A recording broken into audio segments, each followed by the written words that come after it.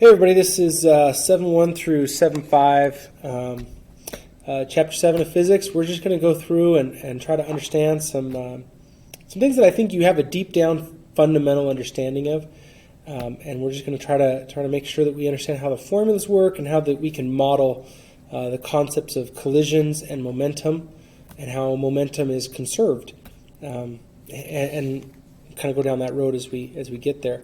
So we are talking about linear momentum, so not rotational right now, so we're not talking about spinning objects, we're just talking about going in a straight line.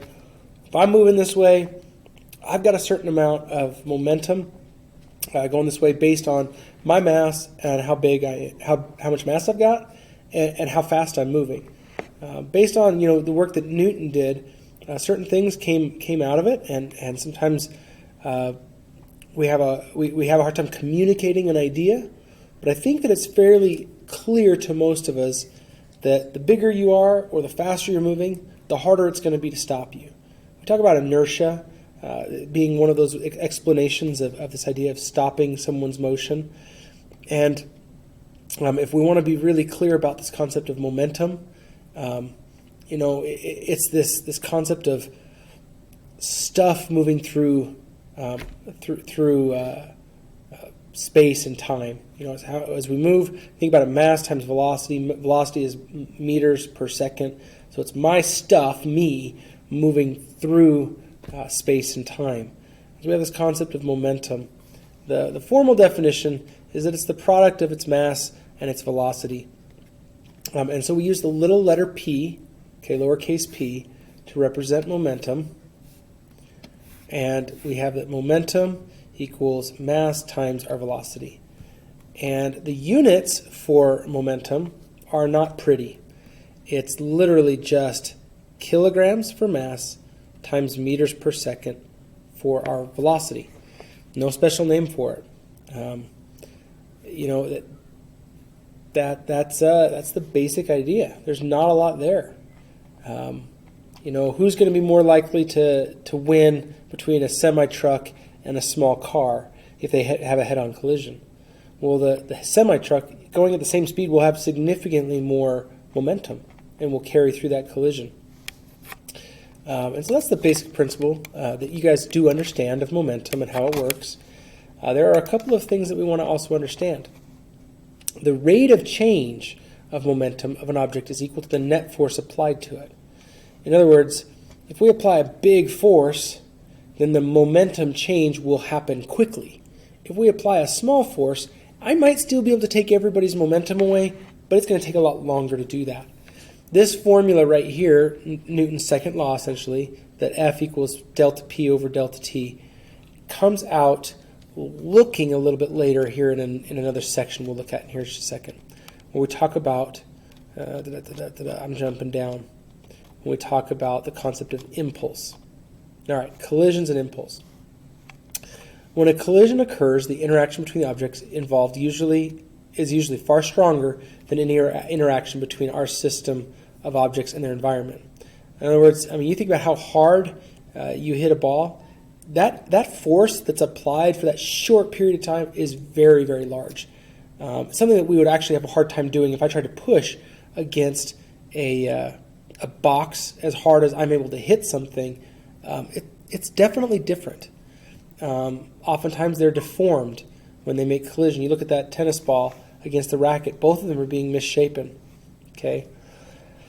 When the collision occurs, forces usually spike really fast, and you can see that in this diagram down here, that the force goes from no force to a really high force and then to no force again very, very rapidly over a short time. When that happens, the momentum change that happens very rapidly is often called the impulse, or the force times the change in time, or the time it occurs, is called the impulse, which will equal a change in momentum.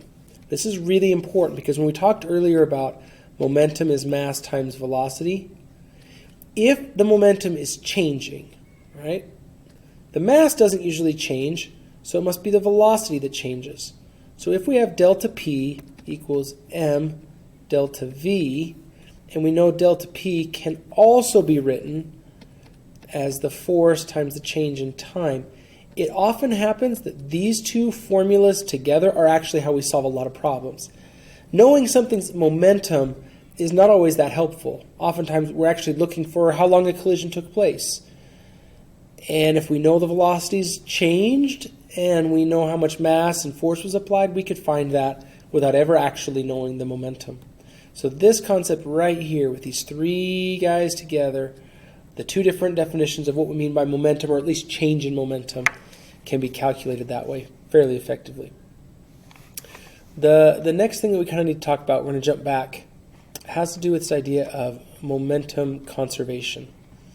And that is to say that the momentum before and the momentum after needs to be held constant.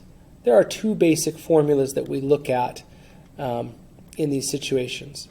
The first formula is based on the principle that the momentum of individual components, the mass of object A times the velocity of object A, plus the mass of object B times the velocity of object B, will equal the mass of object A. And they use a V prime to mean the new velocity. I don't actually like this format at all. I actually will typically write a 1 after the initials, and I'll write a 2 after my finals. I think it makes it a lot easier for everyone to understand before and after. This notation here, it's more of a calculus notation. It just indicates the fact that we're talking about after versus before. It's commonly done, but I'm just going to say that it might be easier for you to write MAVA1, MBVB1, MAVA2, MBVB2. The momentum of the individual objects before the collision doesn't have to stay the same. MAVA1 does not equal MAVA2 necessarily, but the total of the momentum before and the total of the momentum after will be held constant.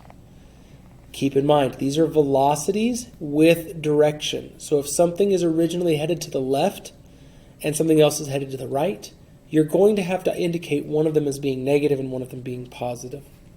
The other formula that we will use is actually in this example problem right here.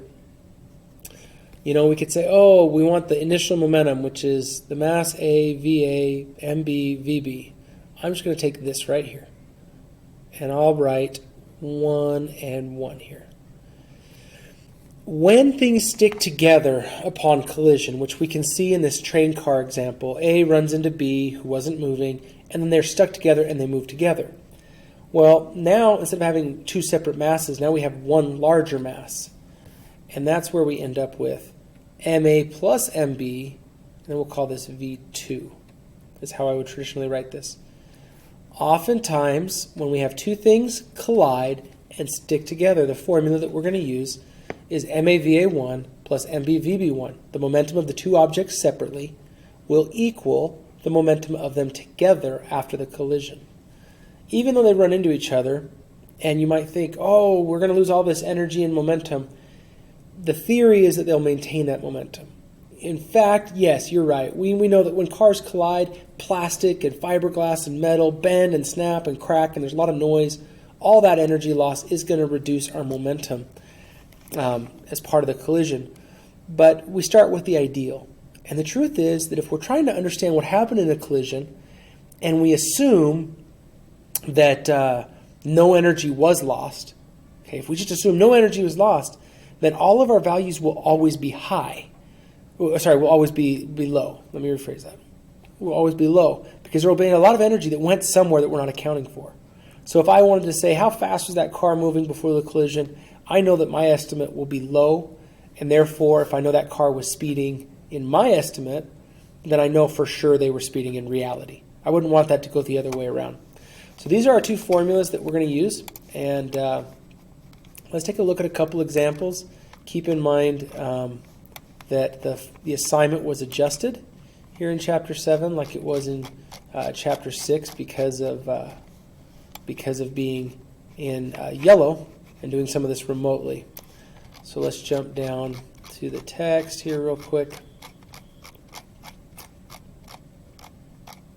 Almost there. We'll get into center of mass, some other stuff here in a minute, or in another video. But let's look real quick at the homework schedule. You notice in 7-1 through 7-5, we've got 1, 3, we're skipping a couple there, 15, 16. 22 through 27, you're going to skip 24. And so let's go back to the text. And you can see, the magnitude of momentum of a 28-gram sparrow flying at a speed of that. You see mass, velocity, calculate momentum. A constant friction force of 25 newtons acts on a skier for 20 seconds. What's the skier's change in velocity?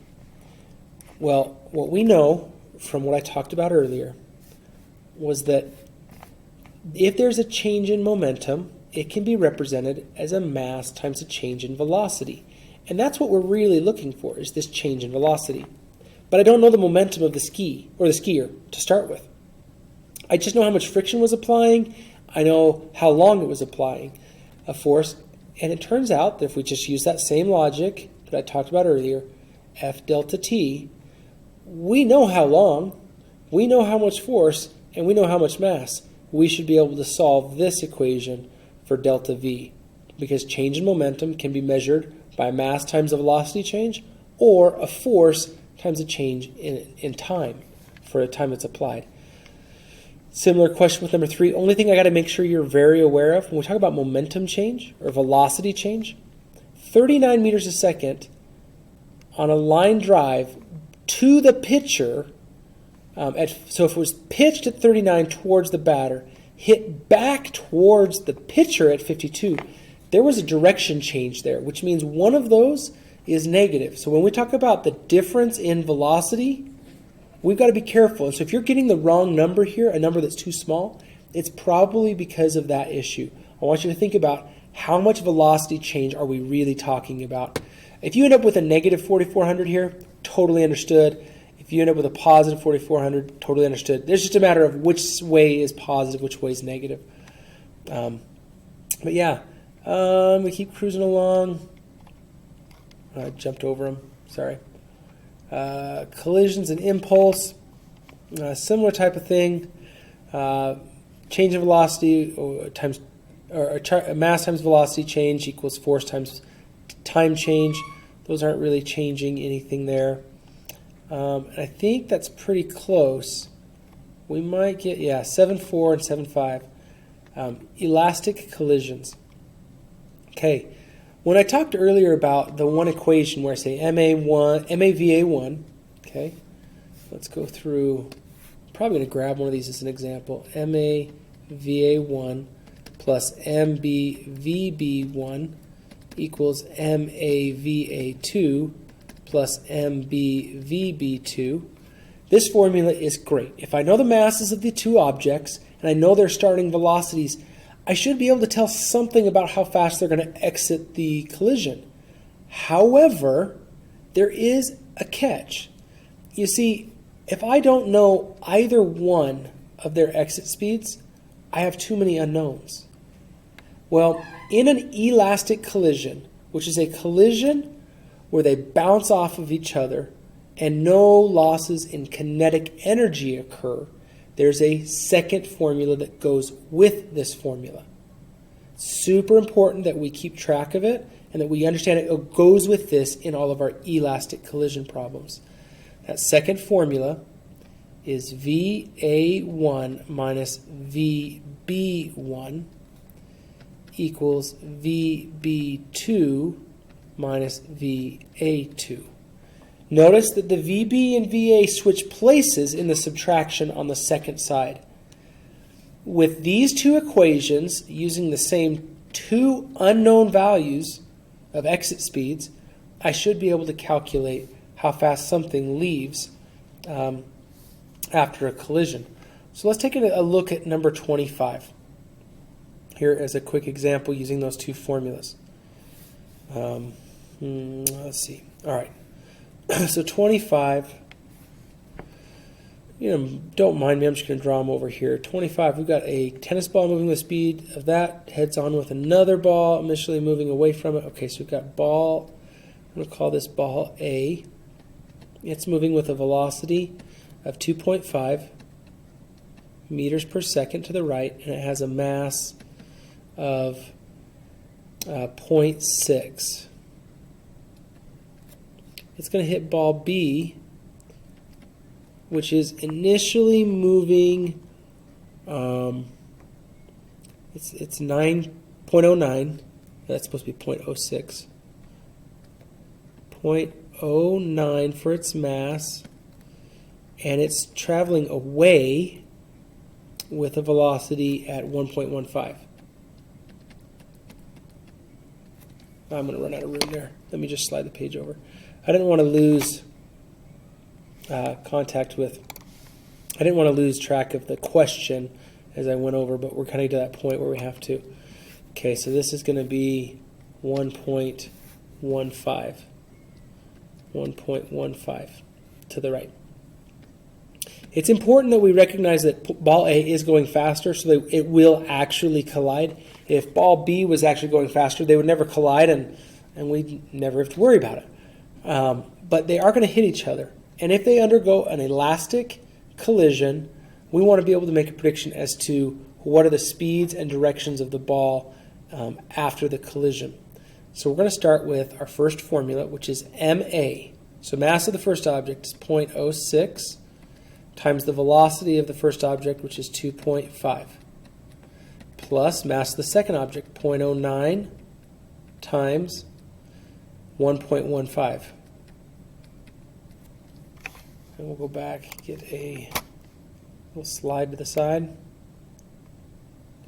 And that's going to equal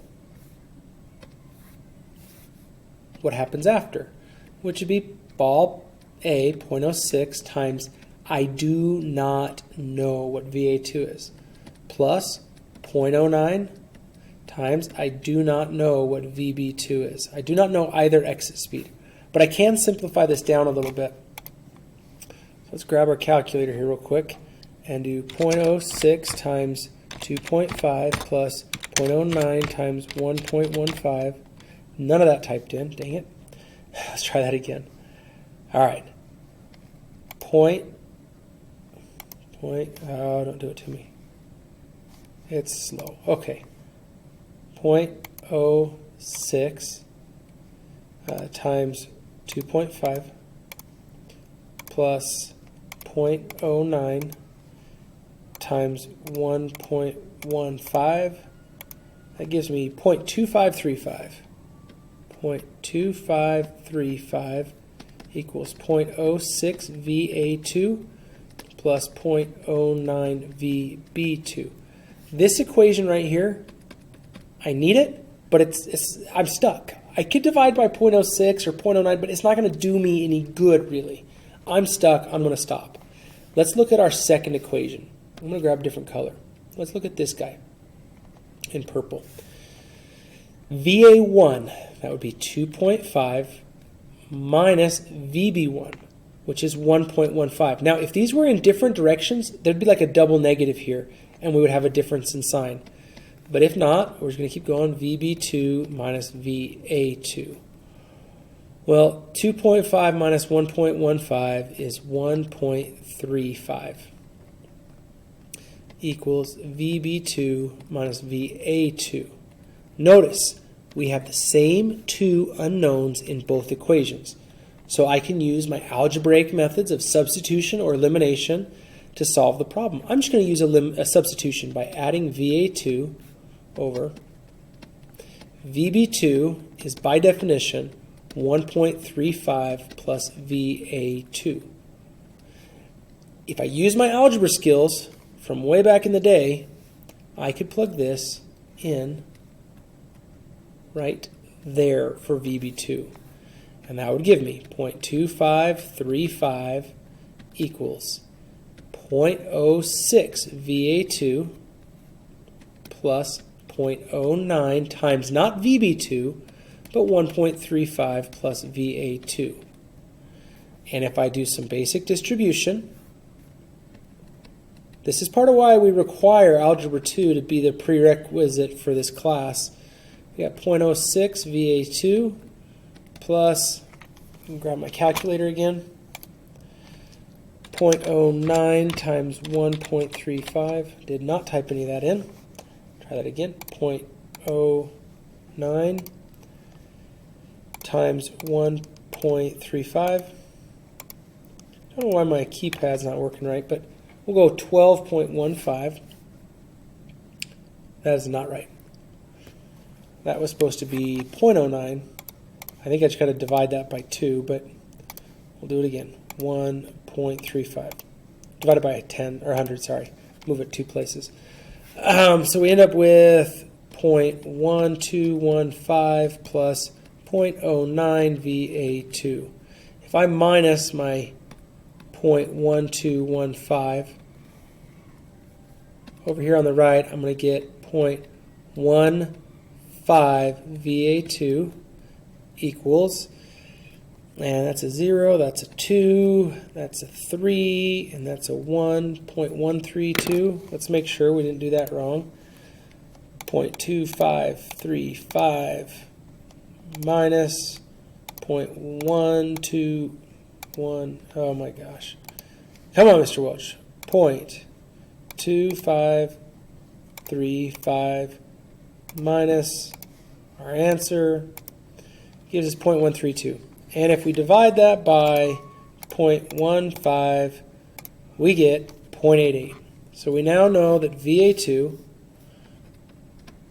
equals 0.88 meters per second. And now because it's positive, it has to be going in whatever direction we thought positive was before. And since it was, we'll assume it's to the right for positive, we'll say to the right. To find VB2, all we have to do is come right back to here and add 1.35 to it. Now, for sig fig purposes, traditionally we would do 2 sig figs or 3 sig figs. I think these would be 3 sig figs. The 0.88 would have like an extra 0 on it, I think. VB2, if I added the 1.35, that's 2.8 becomes an 11, but there's a 3, this was it 2.3 meters per second. And there would be our 2 values. And I guess that one is also positive, so it's also the right.